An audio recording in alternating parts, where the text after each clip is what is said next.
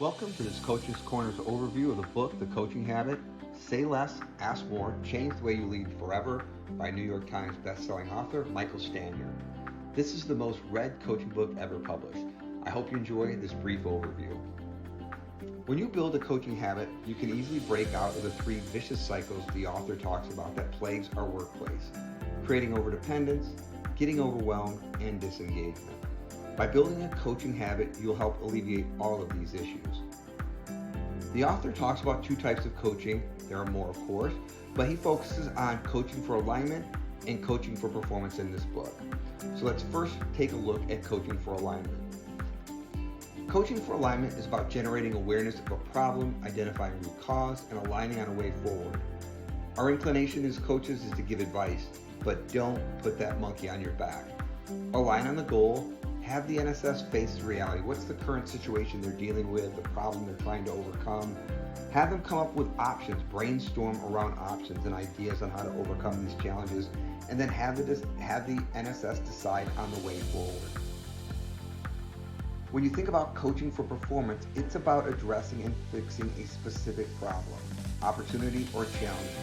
It differs from coaching from alignment because this is specific. You know what the issue is. Now you're working with the individual to fix the problem. As you build a successful coaching habit, you will naturally save time, and who doesn't need that? You will also create self-reliance, D4 individuals on a task or goal, provide clarity and improve engagement, as well as belonging. The challenges we face as coaches are centered on what the author likes to call the three Ps.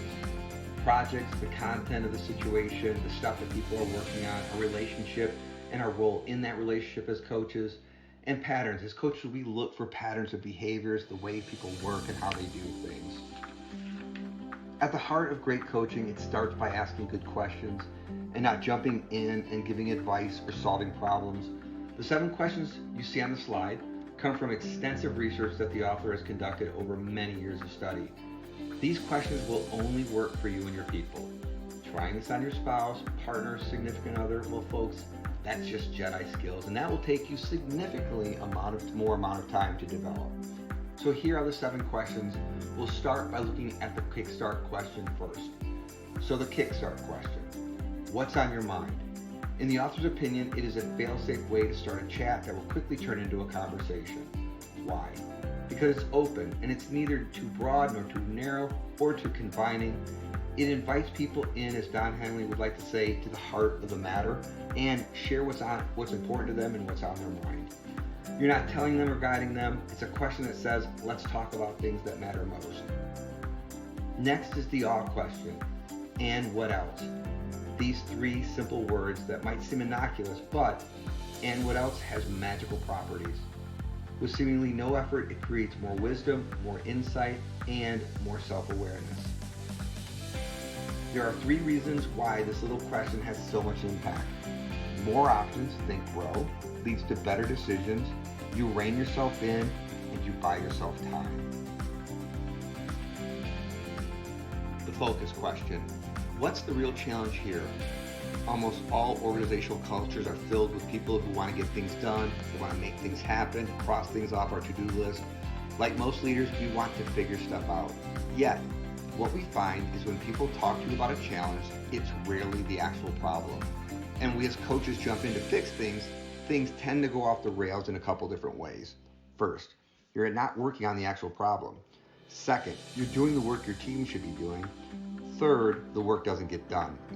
Asking the question, what's the challenge here, implies that there are a number of challenges to choose from, and we have to find the one that matters most. Phrased like this, the question always slows people down. It makes them think more deeply.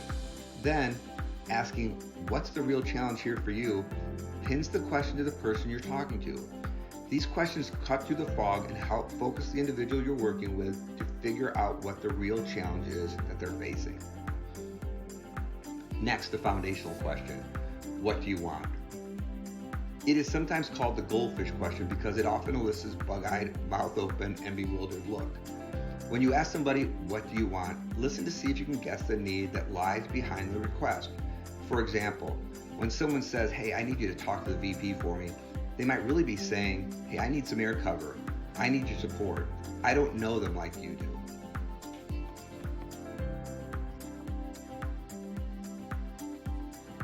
The lazy question. How can I help? The power of how can I help is twofold. One, you're forcing the colleague to make a direct and clear request. This may be useful to them because they're unsure why they started the conversation in the first place, and they're not really sure exactly what they want. Two, it stops you as the coach from jumping in and taking action. As coaches, we are here to help people. We want them to be at their very best. And you want to add value and you want to be useful. There is, however, this thing of being too helpful and becoming an enabler. Your good intentions often end up, as the author says, contributing to the relentless cycle of exhaustion, frustration, and, ironically, reduced capacity. Edgar Schein, author, MIT professor, leadership guru, in his book Helping said, when we offer someone help, you one-up yourself. You raise your status and lowers theirs, whether you mean to or not. The strategic question.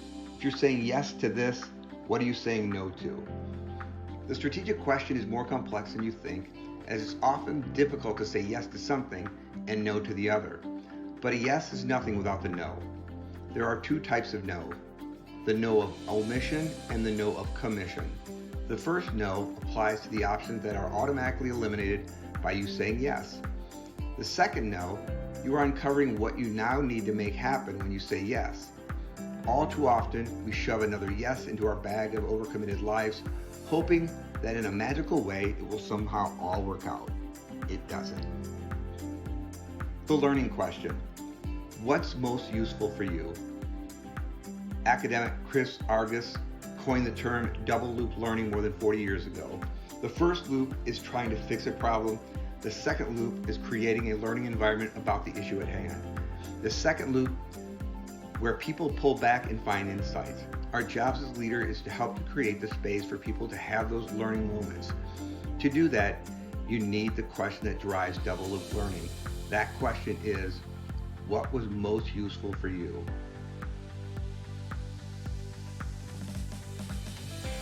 So that was a brief overview of the 7 essential questions from the book, The Coaching Habit. This book provides an in-depth overview of each of these questions, some great examples, and is an excellent reference tool for any person trying to become a better coach.